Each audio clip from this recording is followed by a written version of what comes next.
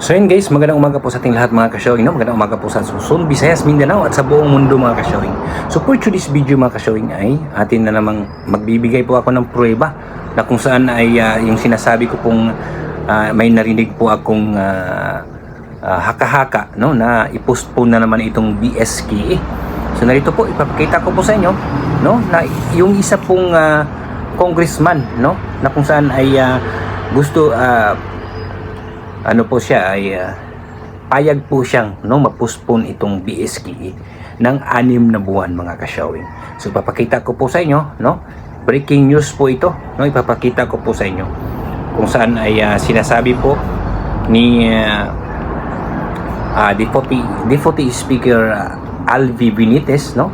Na payag po siya na ma-postpone ng 6 na buwan itong barangay at iski election mga ka-showing, dahil nakikita po naman natin, no, ang sitwasyon po ng ating bansa tungkol po dito kasi sa kadahilanan po na sa crisis, no, sa pagtaas po ng ng langis dito sa ating bansa mga ka-showing. Kaya siguro ay nakikita po nila, no, nakikita po nila na dapat i-postpone ng 6 months itong BSKE kasi kailangan po, no, ng budget siguro para po sa pag-angkat po natin ng langis mga ka-showing. So papakita ko po sa inyo na kung saan ay nagsalita po si Deputy Speaker Alvi Benitez mga ka-showing, na kung saan ay payag po siya na ma-postpone po ng 6 na buwan mga ka-showing. So pakinggan po natin at panoorin po natin mga ka-showing. I am in favor of postponing the barangay election for 6 months because of the crisis. I would rather use the 13 to 14 billion appropriation for barangay election to augment to this crisis financial assistance. Limon mo ni through a legislation. Of course, hindi mo pwedeng wala. Ang is of course the Supreme Court may deem it unconstitutional, but ako paglantaw ko, there's valid cause, may just cause na rin because of the crisis subong, and in fact some people are saying we have to prepare, it might be worse than the COVID pandemic. So if that happens, kinanlan, we are ready. So I would like to get all the available funds for us to be able to respond accordingly sa sitwasyon. So yan, di ba? Nagsasalita po si Deputy Speaker, no? Deputy Speaker Alvi Benitez, na kung saan ay payag po siya, no, na ma-postpone ng 6 months itong BSKE mga ka-showing.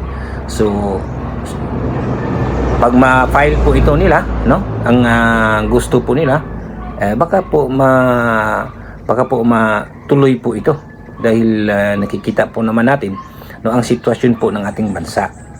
Kaya siguro ay pumayag po sila. Pero ako mga ka-showing, no, sa aking palagay, no, o sa kung ako ang tatanungin nyo, mas gusto kong may election ngayong darating na November. Pero kasi nakikita din naman nila kasi yan na lalo na, no, nagkataon po na November 2, araw ng mga patayan, no? Baka yun din po ang isa na nakita po nila, kaya i-postpone ng 6 na buwan. Kaya abangan na lang po natin yan mga ka-showing, no, yung kung matuloy ba itong plano po nila, no, na ma-postpone po itong BSKE, imbis na sa November 2 gawin pong postpone po nila ng 6 months, no, dahil dito sa crisis na hinaharap po natin ngayon sa ating bansa mga ka-showing. Kaya yung sa mga gusto po dyan, no, ng eleksyon, mag-prepare na kayo dyan, no, baka hindi po ito matuloy, no, o kung matuloy man, at least pakita na kayo sa inyong mga kabarangay dyan, sa mga nagpapahiwatag na kayo na gusto nyong tumakbo para hindi rin naman nila malilimutan yan pagdating ng mayroon ng eleksyon, no? dahil yung mga tao po ay hindi po yan makakalimutin, no? Iniisip nila yan kung ano po ang nagawa nyo, ano po ang natulong ninyo, no? Kung matuloy man ito ay saglit lang naman yung 6 na buwan, mga ka-showing. So yan, abang-abangan na lang po natin kung ito ba ay matuloy, itong gusto po nila na ma-postpone po ng 6 months itong BSK, mga ka-showing.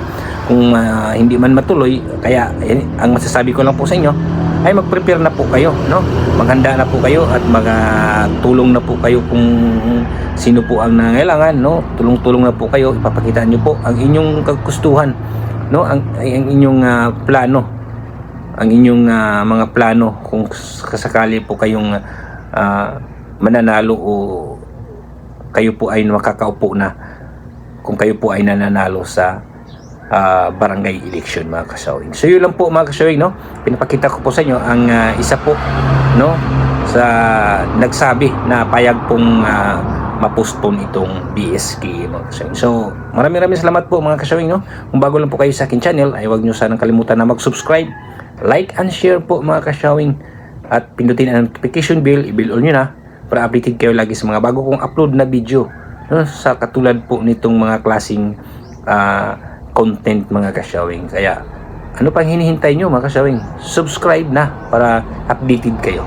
So yun lang po, mga ka-showing, no? Maraming salamat po. Thank you for watching.